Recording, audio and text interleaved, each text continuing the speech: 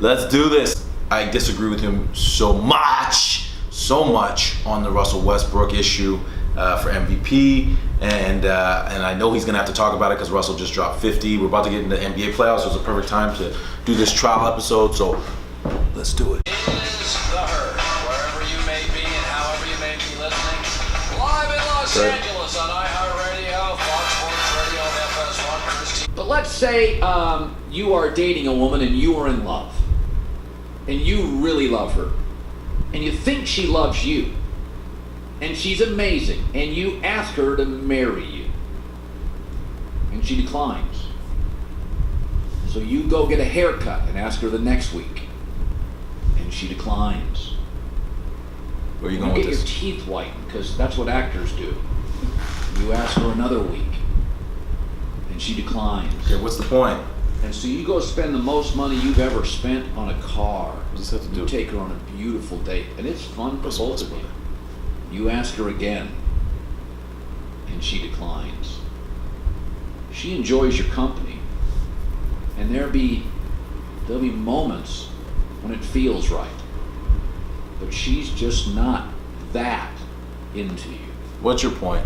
And it is painful, and it hurts, but you'll probably go through one of those relationships in your life. What's your point? Westbrook fanboys. Ha! Another triple-double MVP? No. He scored 41 last night. MVP? No. But you watch him play. He scored 50 and beat Denver. Is he the MVP now? No. Stop it. This is a completely... Hold on. That into him. This is a completely arbitrary and incorrect analogy. You are doing a red herring argument. You're comparing two different things that have nothing to do with one another in a totally different context and trying to make it seem like one equates the other. We're not trying to get you to marry Russell Westbrook. We're not even trying to get you to like Russell Westbrook. We're telling you to give Russell Westbrook what he deserves. He's earned the MVP. This is more like, what if you had 5 candidates for a job and one was clearly outperforming the others and clearly outperforming them in the biggest moments when they needed to be performed. And then the person hiring these guys kept saying, well, actually, I'm just not into that guy who's outperforming. I'm into the other guy. I'm going to give him the job. That's called discrimination, or at the very least, unfair treatment or nepotism. Russell Westbrook is the best player. No, he's not the best player in the NBA, but he has played the best of any player and meant the most to his team being where they're at in a successful season than any other player. And not only that, he's putting up historic numbers, and not only that, he's having dynamic moments. This is ridiculous. Your inability, Colin, your inability to just say you were wrong is mind-boggling.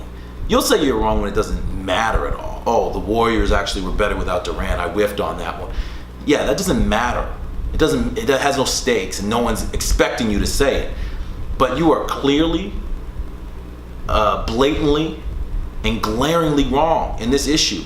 If you switched Russell Westbrook's numbers, just his numbers, not his wins, just his numbers, with any other player in the NBA right now, you switched them with LeBron's numbers this year, you gave LeBron Russell's numbers, Russell LeBron's numbers, you gave James Harden Russell's numbers, Russell James Harden's numbers, just the stats, points, assists, rebounds, turnovers, it would be not only the MVP, but in LeBron's case, it would probably be the unanimous MVP. In James Harden's case, it would definitely be the MVP, and yet with Russell, there's this resistance because you don't like who he is as a person, because you don't like his vibe, you don't think he's a leader, you don't like the way his machismo or whatever it is that's setting you off against him. You say he's not a leader. Real leadership is like LeBron and Curry, people who have the ability to step back and not be in the spotlight, and that's the most important quality of an MVP, and therefore, because that's the most important quality, that means that Russell Westbrook shouldn't even be considered because he doesn't have that quality. Russell Westbrook is doing what you expect your leaders to do. He's the best player on the team. He works the hardest, and he's reliable at the most important moments. He is the MVP. It's not even a question. It should be unanimous. It's ridiculous that you're having this conversation. Let's continue. But I enjoy watching him play and would buy a ticket, which I can say for almost no other current athletes. I prefer some other guys over him who are more efficient, who are on teams that win more. Barely. Don't see Barely more him efficient. trying to win it And quite as much. And James Harden's definitely trying to win it because he keeps talking about how he thinks he should deserve it because his team wins should mean more than individual wins. And then he goes out and he tries to get, 30 points and a triple-double, and Russell gets 50 and a triple-double. I mean, let's be real. There's nothing wrong with trying to win the MVP. You should want to be the MVP because if you're the MVP, it means you've been the most valuable to your team. And every single player in the league should want to be the most valuable player to their team in the league. That's the goal, is to be the best player you can be. And if you win the MVP, it means you're the best player for your team. You're doing the most for your team. That's what you should want, is to win the MVP. There's nothing wrong with wanting to win the MVP. There's something wrong with wanting to have great stats, even at the expense of your team's success. There's nothing wrong with winning games and being the main reason your team wins games because you're the best player. That is the goal for every player in any level of basketball. So this idea that he's trying to win the MVP and that's a negative is again, it's just trying to set the standard in a way where the standard is set against who he is. It's like, we're gonna make the standard this, everything you're not. And therefore you can never be what the standard is. I mean, it's and you're constantly changing the finish line, changing what is required, changing what you think it should be. I mean, I'm not even gonna get into Kobe and Nash because I felt they did the same thing to Kobe. But my issue with this, with Colin, and let me just take a quick second to get my words. Colin says that he doesn't like that Westbrook is trying so hard to win the MVP and his numbers aren't as efficient. His numbers are almost as efficient. In some cases, it's just less than a full point of percentage in terms of turnover percentage and things like this. His impact and his points contributed and his improvement for in terms of how much points he gets his other teammates is far and above what the other contenders' numbers are. He's leading the league in assists. He's leading the league in points. He's leading the league in triple doubles. He set a historical record for triple doubles. He's averaging a triple double. I'm a LeBron fan, but I have to be objective and say this guy deserves the MVP. And then he's stepping up and hitting walk-off three-pointers with 50 points to beat a team that's beat the other guys that he's competing against. Like, it's just ridiculous. And the fact that he compares it to a relationship just shows how biased he is. He's like that girl that just wants to play hard to get. She knows she has a great guy, but she'll date the loser rather than date the great guy with the great job because of her own insecurities. She likes the guy. She wishes she could be with him, but she feels too insecure. So she's gonna go be with the drug dealer or with the high school dropout or with the go nowhere knucklehead, rather than the doctor who treats her great, takes her out all the time, respects her, has a great family relationship, and they have awesome chemistry, makes her laugh, but she's just too insecure. That's what Colin Cowherd is doing with Russell Westbrook. Kawhi and I lined all their numbers up. Points, Westbrook wins that. Assists and assist to ratio, well, Harden wins that. No, assists. Better team, Harden wins that. Or rebounds. Kawhi's got the better Westbrook field goal wins. percentage, the better plus minus than all of them, and he's a way better defender. Say the numbers. Don't just say he wins it. I can line a bunch of numbers up and make a choice for any of them. So you've made it Westbrook against the Westbrook field. sucks the oxygen a little bit out of the room. Every number that Westbrook beats Harden in, you bring up Kawhi. Every number that Westbrook beats Kawhi in, you bring up Harden.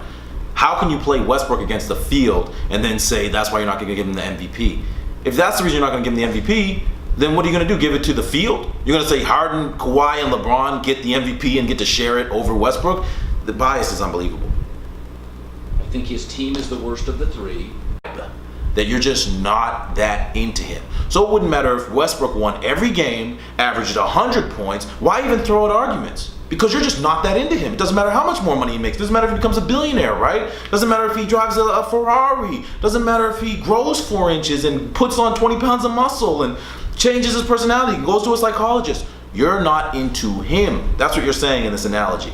So if you're going to carry that over, if you're going to make a correlation to that, what you're really saying is it doesn't matter what Westbrook does on the basketball court. You've made up in your mind and in your ego that he should not get the MVP award. And despite the fact that you've been blatantly and utterly proven wrong, you're going to hold that position in ignorance because of your inability to admit your faults. On Monday, I will say this. Wow, I thought I was done, but I had to come back because he wasn't done. So here we go. Who's this year? LeBron once. I think name him, motivate. Look at the Warriors this year. Others contribute. You know, we just saw Knights this against him, and it's demanded I care to be an episode. I'm not putting him on my ballot if I was a voter. By the way, text prefer. Let one of those texts test your battery today. Part 2. Outrageously dependable interstate batteries. By the way, What? you know, I've always said this about Westbrook is like I get lumped into a hater. You are. I'm not You putting him on my ballot. are a hater. Voter. You're not putting him on your ballot, so I like. I'm not going The to MVP give like. somebody an MVP based on something called triple double, which is a third of that is about rebounds for guards. It doesn't make any sense to me. You've never once demanded I cared about rebounds for guards. Now I'm supposed to give somebody an award because it's historic. We talk about Oscar Robertson all the time. Me. Oscar did that, and we weren't giving him MVP awards. We when didn't he get the was doing MVP, it. but that's because Wilt Chamberlain averaged 50 points a game and 24 rebounds. If LeBron or James Harden was averaging 50 points a game or 24 rebounds, yes, you're right, we would give them the MVP. If he was competing against Bill Russell, who was going for his 10th championship in a row, we'd probably give it to Bill Russell, and I think he was averaging 20 rebounds. No one is doing what Russell's doing, and Oscar was in contention. Or James Harden said something yesterday I agree with. If you're going to count rebounds for Westbrook, why don't you count losses against him because they don't win as many games when he shoots all these points? This team is 7-3. They've won 7 of 10 games, OKC, on the 10 nights this year that Westbrook shoots the least. Okay, so these are, again, these trumped up stats that don't really talk about his impact. So you're saying the games he shoots the least, they have a 70% win rate. But you don't say what his percentage of wins are on the games he shoots the most.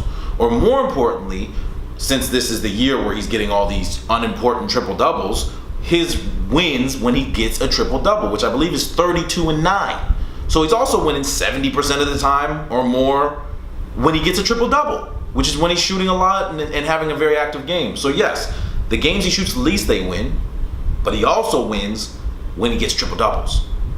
You can't just show one side of the stat if we don't know what the other side is. You're presuming that he doesn't score 70% of doesn't have a 70% win percentage in the games when he shoots the most. We don't know because you haven't said the stat. And it's a 10-game sample size. So what is that over an 82-game season? It's irrelevant. We want to talk about that? That maybe sometimes when a player sucks the oxygen out of the room, we just saw Kevin Durant leave the Warriors and their defense got better when he left the Warriors. Meaning when superstars sometimes let others contribute, it's amazing that they contribute. It's amazing how that works. It's amazing how it works on the Warriors, where you have the current unanimous defending MVP, the current finals appearance and Western Conference champion team, and 3 other all-stars, repeat all-stars, and the current three-point shooting champion, and the other three-point champion defending.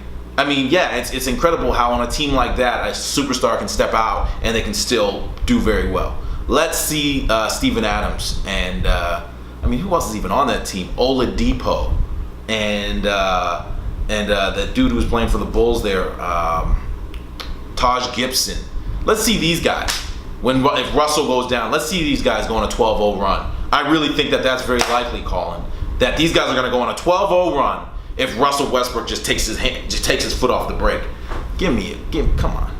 Is that when you let another player, look at the Warriors this year. Kevin Durant gets hurt, and they get better defensively. Well, are they better defensively? Well, of course not. He's one of their better defensive players. But it allows and motivates other players to contribute defensively. And so, I guess my takeaway on this is I'm just contextualizing it. I have Westbrook in my top 4 or 5, but I wouldn't name him. I'm not a hater. I'm just laying it out. By the way, you are a hater. You are rationalizing. You are not contextualizing. You are rationalizing. You are clearly doing something that is against the better judgment of every single, or the vast majority of the knowledgeable people in basketball. The media, the other players, the coaches, everybody who has any kind of knowledge, even informed fans like myself. And you're rationalizing this position. It's nonsense. Has shot 33% or worse 20 times this year. LeBron once. Now think about that number. Just own it. 20 times this year. He shot 33% or worse. LeBron once, Kawhi 6 times. I mean, that's just like, guy, bad night, can't stop shooting. What do I say about, well, he got the triple-double. Sometimes I think he sucks the oxygen out of the room. This was, for the record, a Kobe trait. I was never a Kobe fanboy. I was very critical of Kobe. And I'm like, everybody said Kobe makes everybody better. No, Kobe, like Michael Jordan, made your team better. I'm not denying that because of their super talent. Hold on. No, let me let him finish. Okay, no, I just want to say this quickly. Kobe, you say you're a Steve Nash and John Stockton fan. And I'm guessing you could throw Chris Paul in there too. All accumulated, those 3 guys have 0 championships. But Kobe, who you are saying doesn't make other people better, has 5, and you're not a Kobe guy. You just not your kind of guy. You don't think he deserves the MVP. You don't think he deserves the MVP when he has, I think, 2 or 3 Finals MVPs. And Steve Nash deserves the MVP when this guy can barely get out of the second round and completely falls apart in the later part. I mean, I don't need to talk about he had injuries, so I'm not going to talk about the later part of his career. But I mean, when you want to talk about media bias, I mean, this guy, I mean, it's been stated, Steve Nash is overrated for what he accomplished. He's going to be a Hall of Famer. And he's basically the Tony Romo of basketball. But the problem is, they gave him these 2 MVP awards that he didn't deserve over Shaq and over Kobe.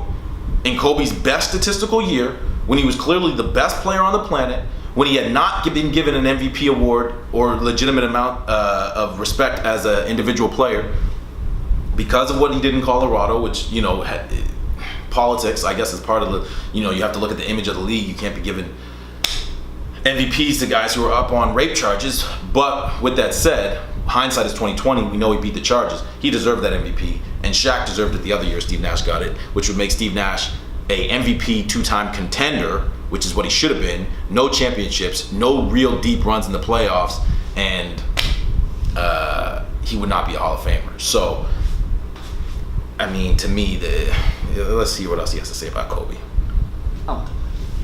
Kobe did not play well with others. He did not play well with others. And, we've all had a report card, and the teacher says when you're like in 7th grade, Colin's not playing well with others. And you go home and your mom is like, why aren't you playing well with others? And you're like, I thought I was playing well with others. You got to share. These analogies are ridiculous.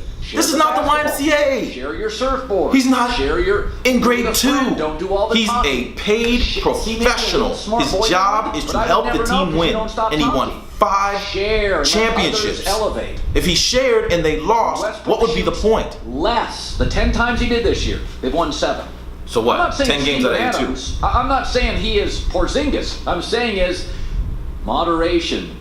Let it breathe. I want to say this. Went to the Lakers game last night. A lot of fun. They got about 47%. So you think, hold on. Lottery pick. So your argument is, if Westbrook shot less, that OKC would win 70% of its games?